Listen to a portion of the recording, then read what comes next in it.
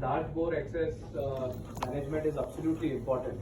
So from puncture to closure is absolutely important. So here we are going to look at how to puncture USG guided, and then we will look at two devices, Menta device as well as the ProGlide, to see how we can do it. So the best site to puncture a femoral artery, common femoral artery, is above the bifurcation. Minimum distance above the bifurcation has to be 1 centimeter minimum.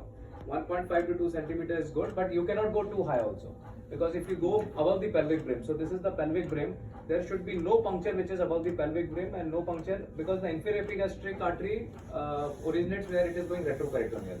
So it should not be above the inferior epigastric artery, but if we have to look at the bony landmark, it should not be above the pelvic brim. Somewhere in the middle of the femoral head is the best, because then you can compress it. You have all the possibilities of helping if there is any kind of vascular complications. So this is the anatomy which you should remember. In 75% of the cases, the common femoral artery is above the inguinal crease. So don't confuse inguinal crease with the inguinal ligament. Okay, so inguinal crease, sometimes you will feel in a very obese and hefty patient that your puncture site is looking like in the abdomen and the crease is so low. So that's not a problem. You have to go according to the bony landmark. Now puncture site has to be somewhere in between, and whenever, what I usually do is I locate at the bifurcation. Now when you are doing a TAVI or whenever you are doing a major endovascular procedures, you already have a CT analysis. You know where the bifurcation is. Bifurcation is low, in the mid femoral head, or very high bifurcation. Okay, these are the three scenarios which we can get. If the bifurcation is low, it's a good scenario. So that you have enough space for puncturing within the bony landmark in case you need to puncture. So you can take various sites.